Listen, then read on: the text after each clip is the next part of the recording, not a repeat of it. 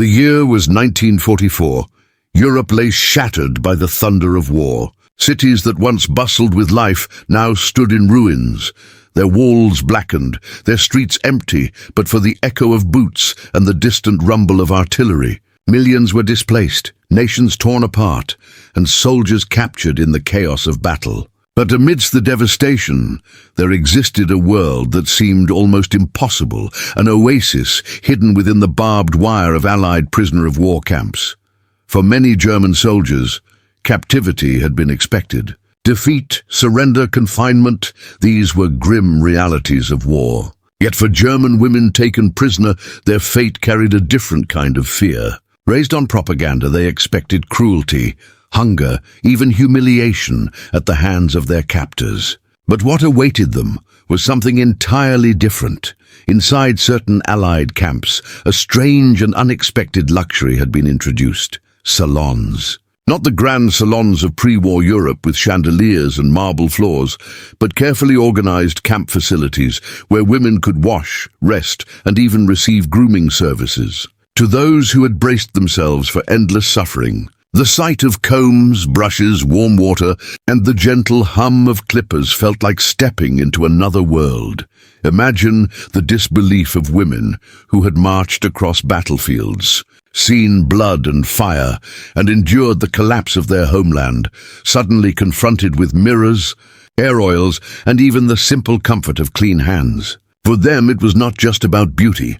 It was about dignity restored, humanity reaffirmed, and hope flickering in the most unlikely of places. This is the forgotten story of how German female POWs couldn't believe the luxury of Allied camp salons, a tale where compassion triumphed over cruelty, and where the smallest comforts carried the greatest meaning.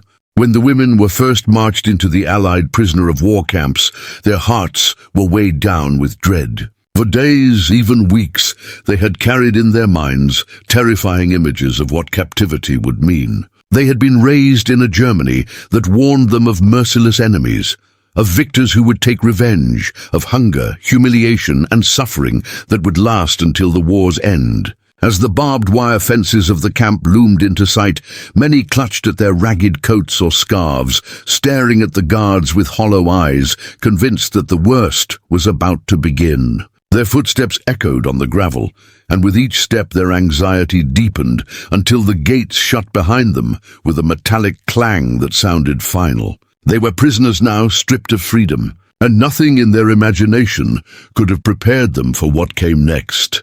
The barracks stood in rows, neat and orderly, with a kind of discipline that reminded them faintly of home. Though here the air smelled different, cleaner, less heavy with smoke than the war-torn towns they had left behind. They were led through corridors where Allied soldiers gave firm but not cruel commands, their tones strangely free of the malice the women had expected. Each room they passed offered a fragment of surprise: tidy bunks, folded blankets, even the faint scent of fresh wood and soap. Yet it was when they reached one section of the camp that disbelief turned to astonishment. Behind a simple wooden door, instead of darkness or filth, they saw chairs arranged in a line, shelves upon which brushes, scissors, and combs were neatly stacked, and the faint glimmer of mirrors reflecting light from a nearby window. A camp salon, here of all places.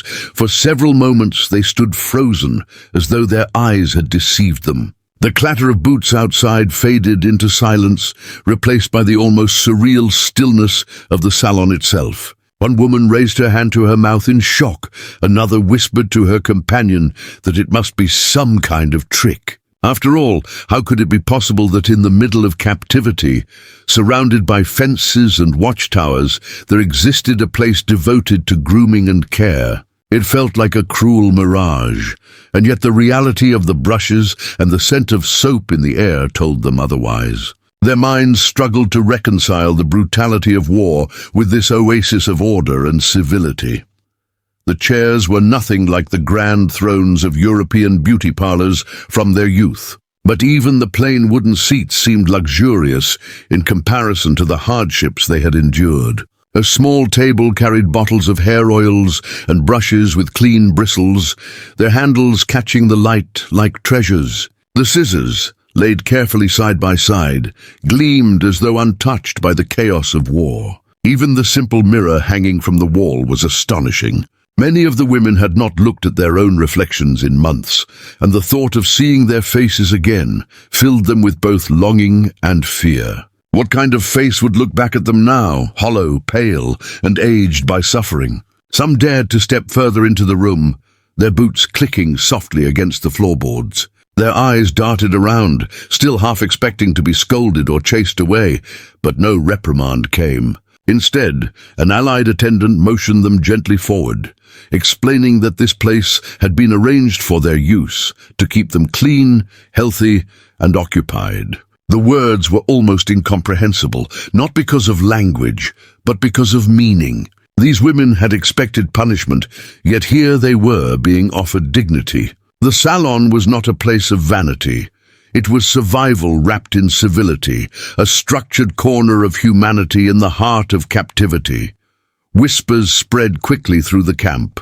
Women who had entered the salon returned with damp, neatly combed hair, their expressions softened, almost glowing despite the misery of war. Their companions stared at them, unable to believe what they were seeing. Some thought it was a deception meant to lull them into compliance. But day after day the chairs remained, the scissors gleamed, and the mirrors continued to reflect back faces that slowly began to remember what normalcy once felt like. The presence of the salon became undeniable proof that captivity, at least under these conditions, was not the nightmare they had been told to expect. The first time a prisoner sat down in one of the chairs, her hands trembled as though she were touching something forbidden.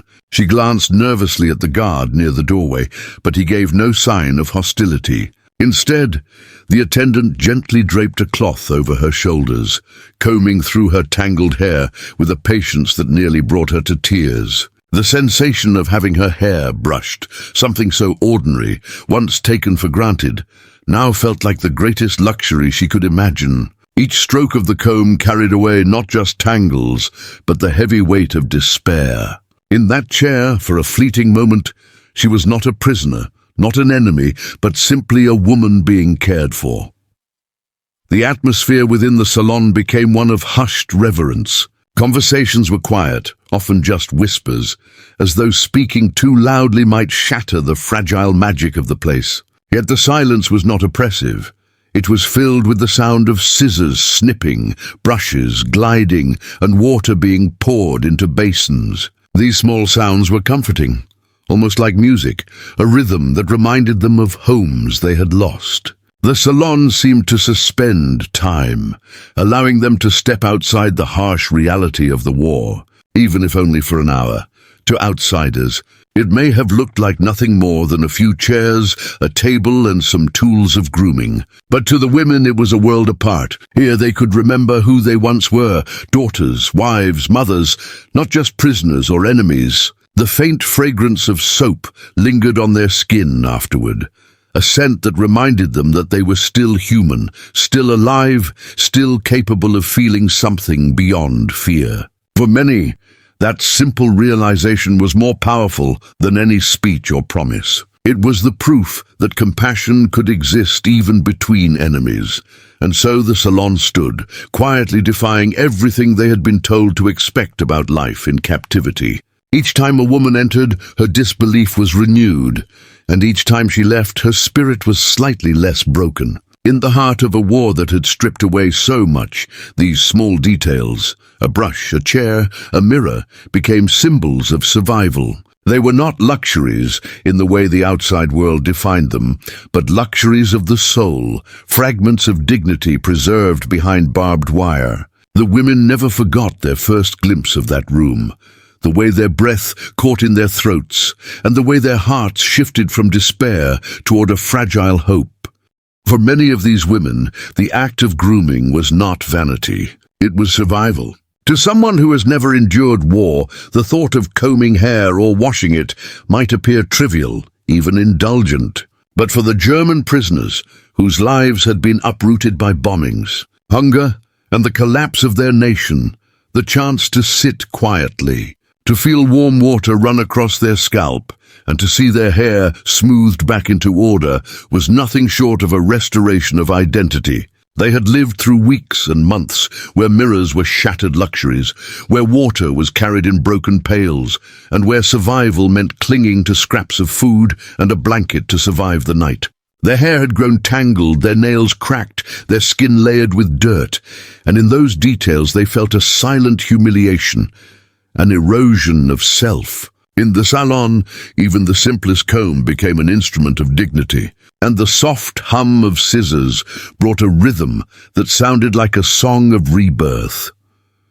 The first time some of these women placed their heads over basins filled with warm water, they gasped. It had been so long since warmth touched them in such a simple way. Water had meant survival, drunk in gulps, rationed or carried for miles. To feel it soak their hair, to trickle down their necks, to wash away weeks of sweat and dust was a kind of cleansing that went beyond the physical.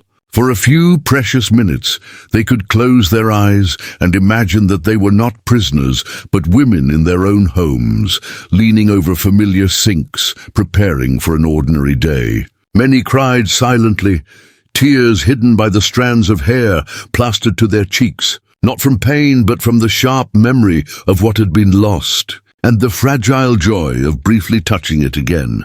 For some, the most profound moment came not from the water but from the comb.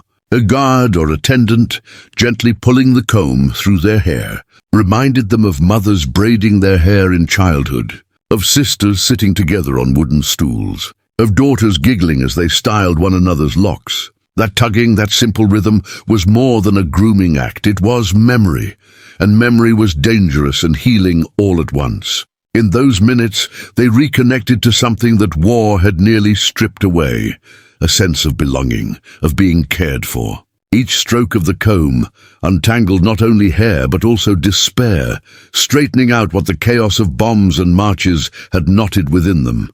When they looked into the cracked mirrors, their hearts trembled. The reflection was strange and almost foreign. Hollow cheeks, tired eyes, and skin sallow from weeks of poor food told the truth of their suffering. Yet the hair, combed back and shining with oil, framed those faces differently. Suddenly, they could recognize themselves again. They were not just broken figures in rags. They were still women, still capable of beauty, still capable of holding their heads high. The mirror did not lie about the scars, but it whispered a softer truth, that war had not erased them entirely. The salon became a sanctuary, a place not just of physical care, but of psychological survival. In the barracks they slept shoulder to shoulder, with guards pacing outside, with the groaning of hunger filling the night. Outside, the war continued to rage, and the news of destruction reached them through rumors and overheard whispers. But within the salon walls there was silence. The brushes whispered, the scissors clicked, and the faint steam of warm water filled the air. It was a place where time seemed to stand still, where they could breathe without fear, where they could let themselves feel human again. Even if their freedom was gone, this space reminded them that their humanity was not.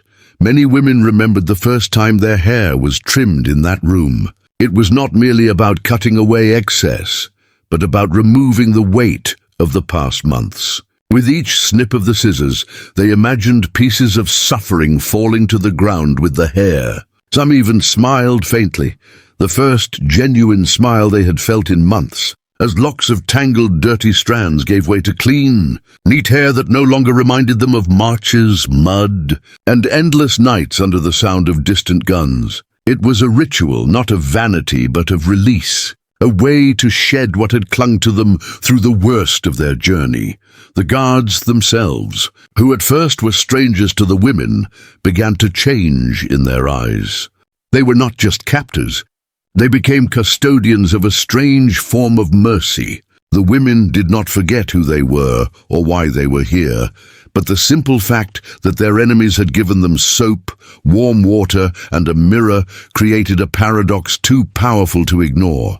It softened hatred, it blurred the sharp edges of propaganda, and it left them wondering whether the world was more complex than the slogans and speeches that had filled their lives before the war. Every act of care was a small challenge to what they thought they knew about the enemy. But the salon was not just an external gift. It was also a place of community. Women sat beside one another, waiting their turn, sharing soft conversations.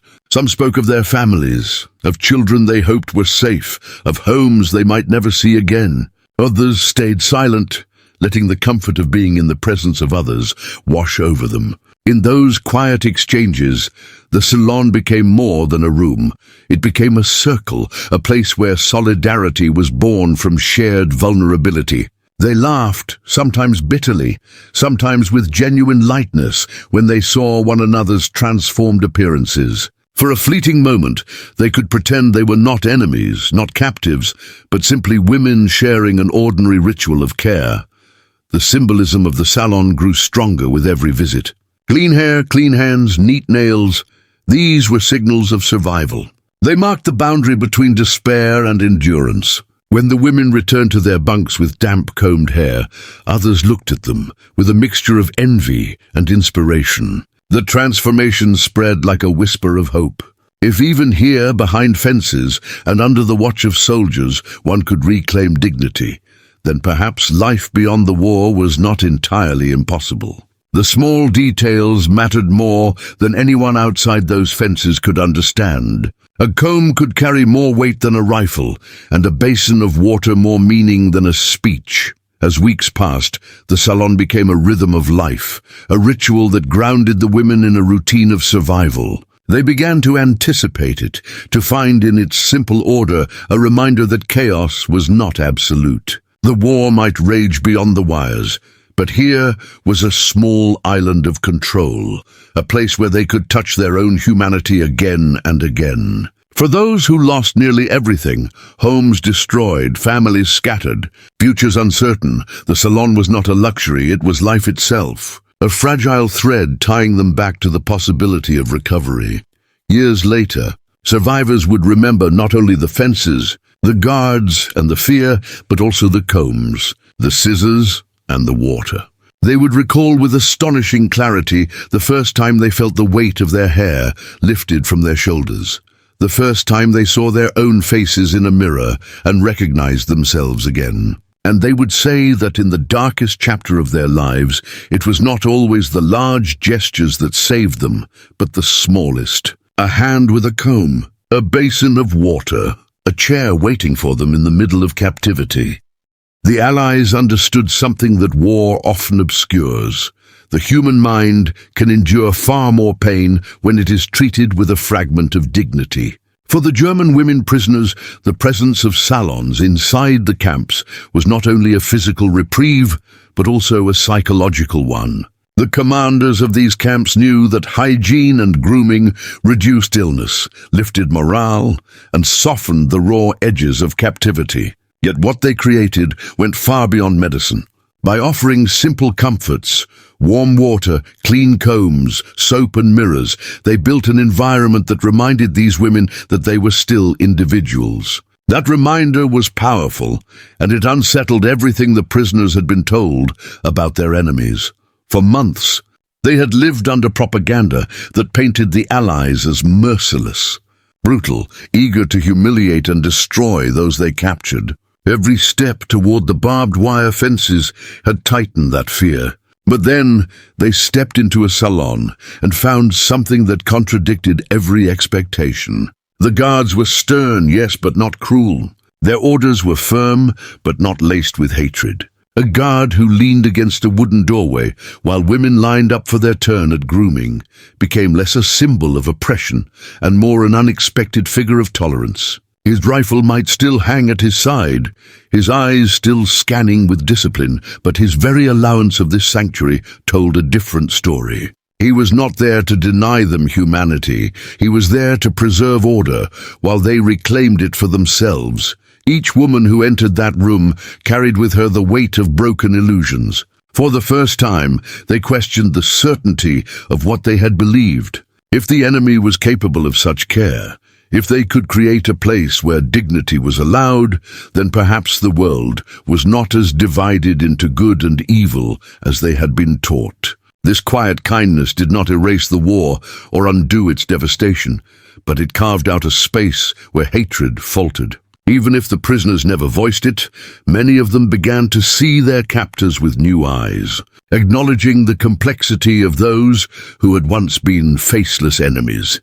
Inside the salon, the atmosphere was shaped not just by the combs and scissors, but by the women themselves. Waiting in line, they sat close together on benches, whispering in soft voices, sharing fragments of their lives. The room became a stage where vulnerability was not hidden, but exposed, and in that exposure came healing. The women looked at each other and saw reflections of themselves, faces drawn by hunger, eyes shadowed by loss, but also the quiet endurance of survival.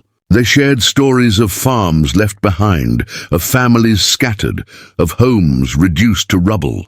Sometimes the words faltered, sometimes they were replaced by silence. But the act of speaking, or simply listening, wove fragile threads of solidarity among them.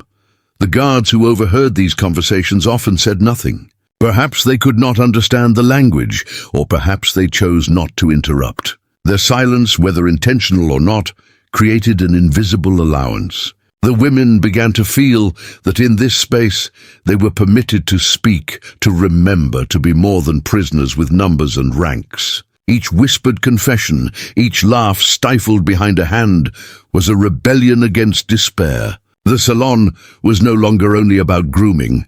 It became a place of communion, a fragile shelter for the soul.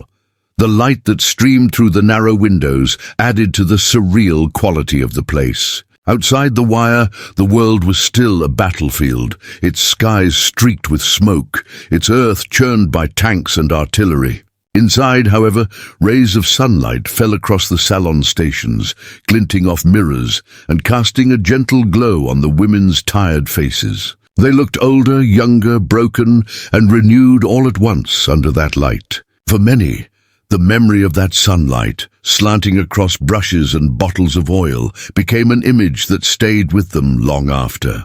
It was not just sunlight, it was proof that even in the heart of captivity, the natural world could still reach them, untouched by war. Indifferent, yet life-giving, some prisoners described the silence in the salon as strange but comforting. The guards, watching from the doorways, stood not as executioners, but as sentinels of order, making sure the rhythm continued without disruption. This order gave the women a fragile sense of safety, as though the chaos of the outside world could not penetrate here. The ritual of waiting, watching, and eventually sitting in those chairs became something they anticipated, even longed for. It was routine, and routine itself became salvation. Each day measured by small certainties kept despair at bay, and the salon became one of those certainties. The Allies may not have realized it fully, but by maintaining these spaces, they accomplished something more profound than control. They planted seeds of doubt in the enemy's heart, not about their own loyalties, but about the narratives that had driven them into the war. The women began to wonder, if their captors could show mercy in such unexpected ways, then what else might be true beyond the boundaries of the propaganda that had been fed to them? This was not surrender of ideology, but it was the beginning of a subtle shift, a crack in the armor of hatred. The women often carried this inner conflict with them when they left the salon. They returned to their bunks with clean hair and lighter hearts, but also with questions that they struggled to answer. What did it mean that their enemy cared for them? What did it mean to feel gratitude toward those they had been taught to despise? Many did not speak of it, fearing to admit even to themselves that kindness could exist in unexpected places. But the memory of it lingered, and in that lingering it softened something deep within.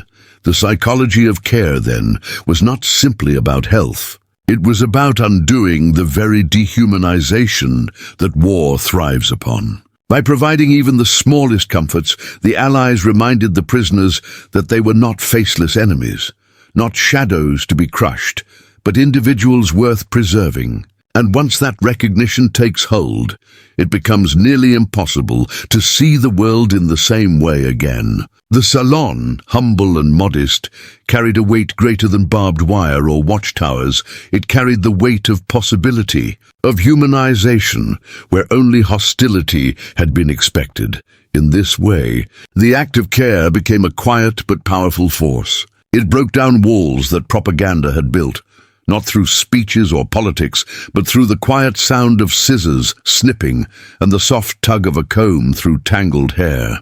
In that silence, compassion spoke louder than any words could.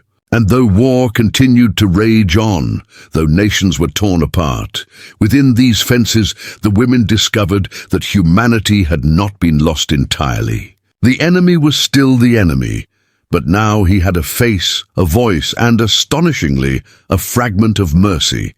To the women, every brushstroke, every clean towel, every chance to sit in a chair was not just a small act of hygiene, it was a resurrection of self. In the shattered landscape of their lives, where bombs had silenced laughter and captivity had stolen freedom, such details became sacred.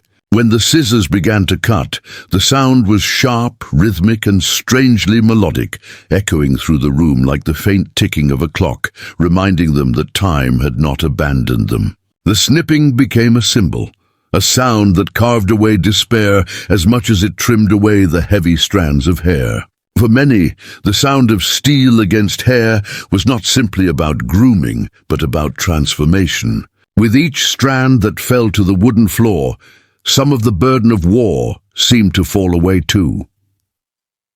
The first time a woman sat with the cloth draped over her shoulders, the sensation overwhelmed her. The simple pressure of fabric, clean and pressed against her skin, reminded her of moments she thought were lost forever. She closed her eyes as the comb slid through her tangled hair, each tug easing not just knots, but the tension she carried deep in her bones. Her breathing slowed, her shoulders relaxed, and for a moment she forgot the watchtowers outside. In that chair, under the soft scrape of scissors, she could imagine she was home again, sitting in her mother's kitchen, her sister chatting nearby, her father smoking his pipe by the window. Memories bled into the present, turning captivity into a space of fragile illusions, illusions that hurt but healed at the same time.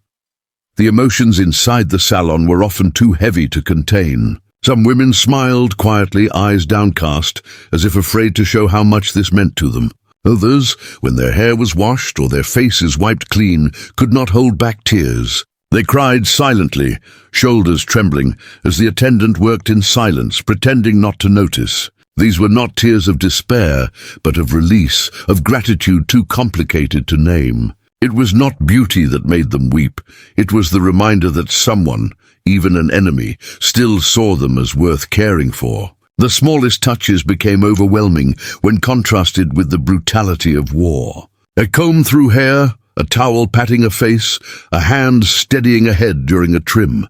Each gesture shattered the shell they had built to survive. There were moments when the room itself seemed to hold its breath. A woman staring into the mirror after her hair had been cut could not move, transfixed by the face staring back at her. The reflection was thin, pale, scarred by hardship, but framed now by neat strands of hair that softened her appearance. She raised her hand to touch her cheek, half afraid the mirror would crack, half afraid the image was a lie. She whispered a name, her own name, testing whether the woman she saw still belonged to her. The others watched her quietly, understanding without words. Each of them carried the same shock, the same fragile rediscovery of themselves. The salon did not just return cleanliness, it returned identity. One of the most haunting sights in that space was the moment when women braided one another's hair. Some had learned long ago that there were not enough hands to go around, and so they helped each other. Sitting cross-legged on the floor, one prisoner would gently separate strands, weaving them together with the precision of memory. It was an intimate ritual, one that mothers once performed for daughters, sisters for sisters, friends for friends. In captivity, it was no less powerful. The act of touch between prisoners reinforced that they were not alone. In those braids, in those careful knots, they tied together fragments of hope. The salon gave them the tools, but it was the women themselves who transformed the place into a sanctuary. For the guards standing watch, these scenes must have appeared ordinary, even mundane. But for the prisoners, every detail burned itself into memory. The way sunlight fell across a wooden chair, the sound of scissors hitting the table after a trim, the faint scent of soap mingling with the dampness of freshly washed hair. These were details that seemed unimportant in ordinary life, yet in war they became monumental. Later, when survivors spoke of the camps, they often returned not to the fences or the harsh commands, but to these moments of improbable tenderness. They remembered the snipping of scissors more vividly than the barking of dogs, because the scissors had reminded them that life still held fragments of gentleness. The ritual of grooming also became a form of silent defiance. War had sought to strip them of individuality, to reduce them to prisoners identified only by numbers or categories. But every time they left the salon with clean hair, every time they braided it with care, they reclaimed their right to be seen as people, not shadows. To look into a mirror and see themselves meant they had not been erased. That realization gave them a strength they had not expected to find behind barbed wire. They could endure hunger, fear, and uncertainty, but as long as they could still see their own humanity reflected back at them, they could resist despair. At times, the emotions became almost unbearable. One woman, after her hair was cut neatly for the first time in months, began to weep openly. She clutched the cloth around her shoulders and shook, unable to stop the flood of memory. She thought of her wedding day, when her hair had been styled with care. She thought of her child, who used to curl strands of it around small fingers before bedtime. She thought of the last time she had laughed with her family in a home that no longer existed. The scissors had not just cut her hair, they had cut through walls she had built inside her heart. When she stood up from the chair, her face streaked with tears, the others reached out their hands. No one spoke, but the silence was heavy with understanding. The power of these moments cannot be measured by the size of the room or the tools inside it. They cannot be explained in simple terms of hygiene or morale. What happened in those salons was profound because it reminded human beings that they were more than their suffering. The brush, the towel, the scissors, all of them were symbols, physical objects that carried meanings far greater than their ordinary purpose. They became instruments of healing, carving out space for the prisoners to breathe, to feel, to remember. Even the tears that fell onto the floorboards became part of the ritual, washing away grief as much as the water washed away dirt. There were days when the salon felt like the only place in the world where hope could still exist. Outside, the news of bombings, of advancing armies, of devastation filtered in through whispers. Inside, however, the sound of snipping scissors and the rhythm of combs carried the women into a different state of mind. It was not freedom, not even close, but it was enough to remind them of what freedom felt like. And that reminder was invaluable. It gave them something to cling to, something that whispered that the war would end, that life could return. Their dignity was not entirely dead.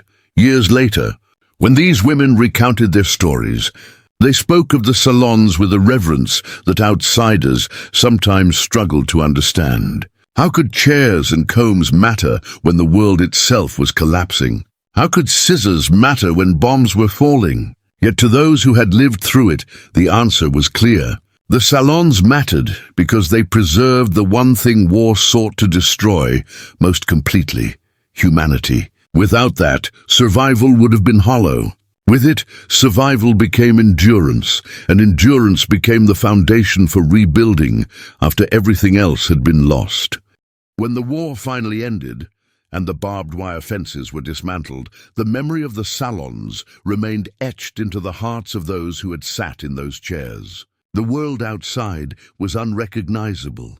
Cities reduced to rubble, homes swallowed by fire, families torn apart by absence and grief. Freedom itself felt fragile, almost alien, as if it were a language forgotten after years of silence. And yet, in the minds of those women, the memory of combs, scissors, soap, and clean towels glowed like embers in a darkened hearth. They carried those images with them not because of vanity, but because those salons had represented survival, dignity, and the stubborn spark of humanity in the midst of annihilation.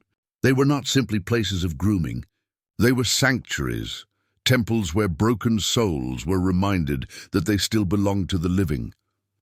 Many survivors would later recall that their very sense of identity was preserved in those quiet rooms. For months, some had gone without mirrors, without the chance to see themselves as anything other than anonymous shadows drifting behind fences. But the moment they looked into a mirror after a haircut or after having their faces washed, they saw themselves again, not as prisoners, not as captives, but as women with names, memories, and futures. That simple reflection was a lifeline. It told them they were still there, still alive, and still worthy of existence. Even decades later, when wrinkles and age had altered those faces, they spoke of that moment as one of the most powerful of their lives. The sight of themselves, restored, fragile, yet undeniable, was proof that war had not succeeded in erasing them.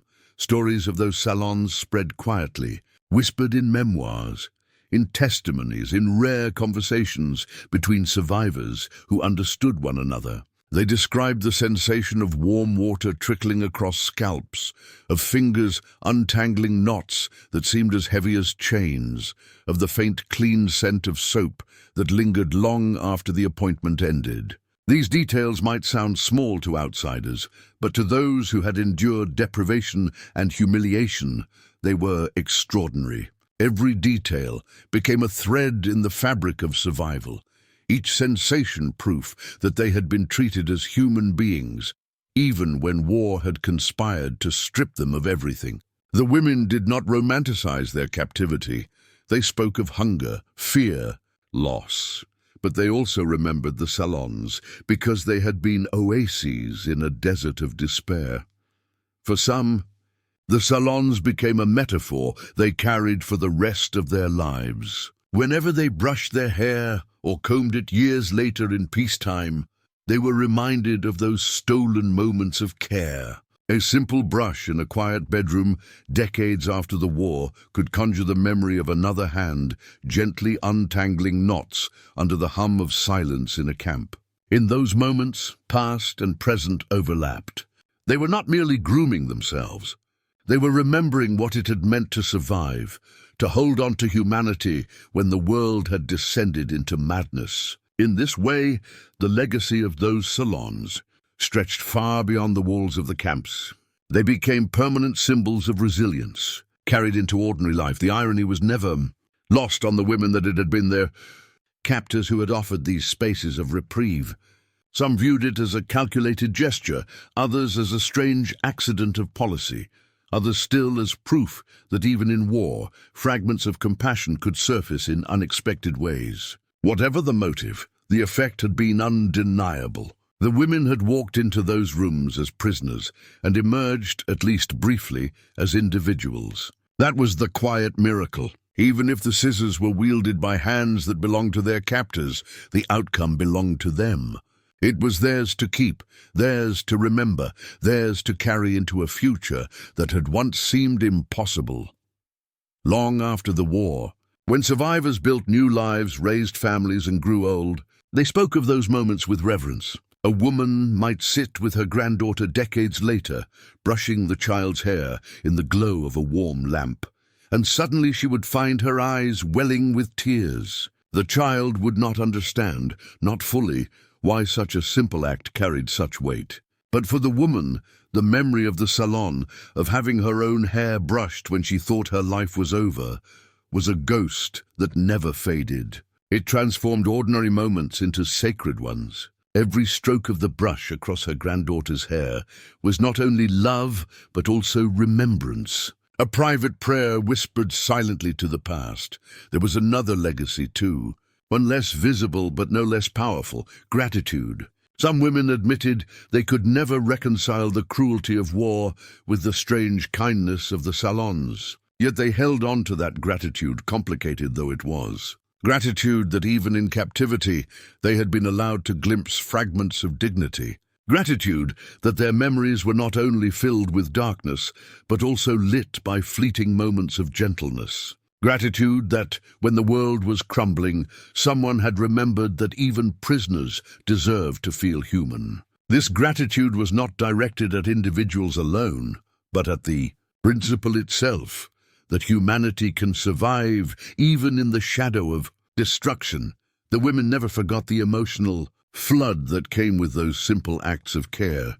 The tears shed into towels, the laughter that sometimes erupted when one woman admired another's reflection, the silence that followed when they realized they had been smiling without meaning to.